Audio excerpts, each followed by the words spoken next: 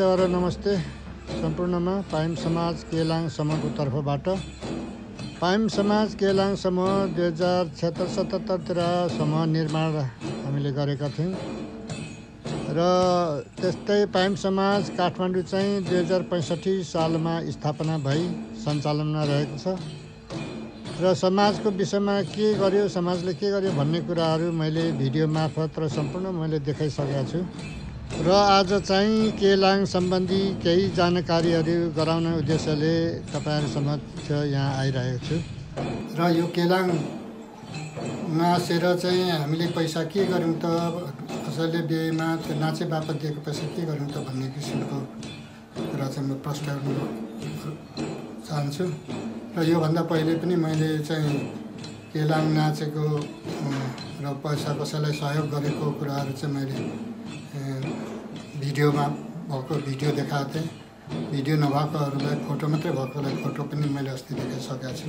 त्यसो भनेदेखि पाइम समाज केलाङ समूहले कसलाई दियो त, कहाँको मान्छेहरूलाई त दियो त भन्ने किसिमको चाहिँ यो नामावली चाहिँ म तपाईँलाई देखाउन गइरहेको छु। के अरे केलाङ नाच्नु पनि वर्षमा एउटा दुईटा तीनटा त्यस्तै होला, धेर भएको तीनटा होला, नभए एउटा दुईटा, कहिले हुँदैन पनि।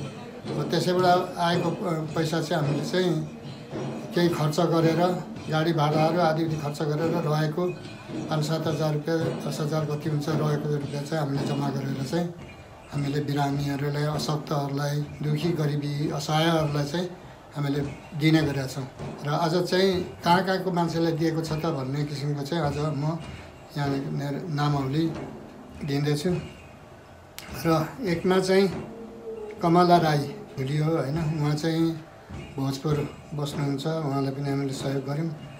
दुईमा मुकुन्द पाइम, उहाँ चाहिँ धरान किराँतचोक बस्नुहुन्छ, उहाँलाई पनि सहयोग गरियो। तीनमा चाहिँ उर्मिला पाइम, उहाँ काठमाडौँमै बस्नुहुन्छ, उहाँलाई पनि सहयोग गरियो र हेमराज खापुङ खामलालुङ बस्नुहुन्छ, अहिले अठाई गाउँपालिका 2 खामलालुङ र 6मा हर्क पाइम सिराने जेठा भनेको खामलालुङ तल पडारेमा बस्नुहुन्छ, उहाँलाई पनि सहयोग गरियो। 7मा सिर्जना हेम्ब्या, उहाँ चाहिँ हाम्रो भान्जी पनि हुनुहुन्छ, पहिले चाहिँ सुरुवातमा उहाँ केलाङ पनि नाच्नुहुन्थ्यो र उहाँ 5 थरको हुनुहुन्छ। होमबहादुर पाइङको श्रीमती उहाँ खामलालुङमा हुनुहुन्छ, उहाँलाई सहयोग गरियो। कुमार वनेम, उहाँ चाहिँ त्रिवेणी चाँगे ताप्लेजुङ बस्नुहुन्छ, उहाँलाई पनि सहयोग गरियो। रोज निङलेङको अनिता हाङसरङको श्रीमान, उहाँ तेह्रथुम जलजलेमा बस्नुहुन्छ र त्यस्तै 11मा जितबहादुर हाङसरङ, उहाँ चाहिँ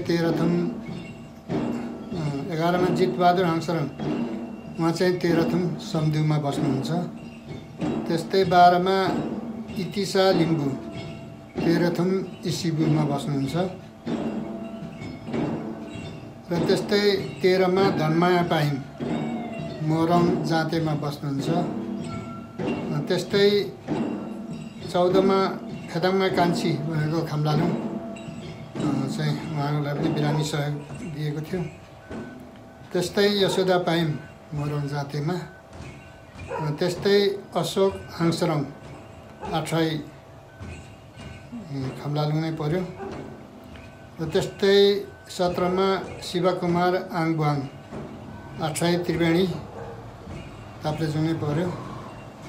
त्यस्तै 18मा चाहिँ बिनी कोइरालाको छोरा, उहाँ चाहिँ ललितपुर लुबुमा बस्नुहुन्छ, उहाँको छोरा चाहिँ असहाय, एकदम आर्थिक स्थिति कमजोर भएर चाहिँ उहाँले चाहिँ विद्यालयमा पठाउन नसकेको अवस्थामा हामीले चाहिँ त्यहाँ गएर चाहिँ सहयोग पनि गऱ्यौँ, लुगाफाटा किनिदियौँ र सहयोग पनि गरेर स्कुलमा भर्ना गरिदिएको थियौँ।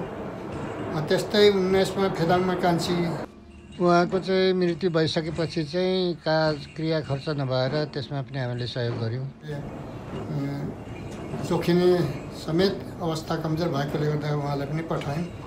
यसरी हामीले चाहिँ 19 जना चाहिँ विभिन्न अवस्थाका बिरामी वा मृत्यु हुने वा सहयोगमा चाहिँ हामीले सहयोग पुर्याएका छौँ र हाम्रो सहयोग जारी नै रहनेछ।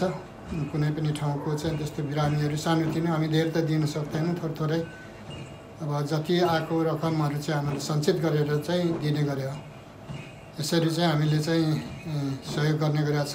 केलाङ नाचेर हामी नाचेर गोजीमा चाहिँ लाउने होइन, हामीले सहयोग गर्ने हो।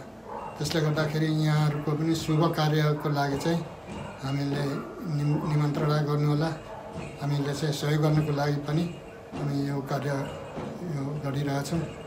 र हस् त यहाँहरूलाई हाम्रो सहयोगबारे के कस्तो लाग्छ कमेन्ट गर्नुहोला। हजुरहरूको दया, हजुरहरूको चाहिँ सहयोगले नै हामी अगाडि बढ्न सक्छौँ। र आजलाई यति नै, हस् त, नमस्ते।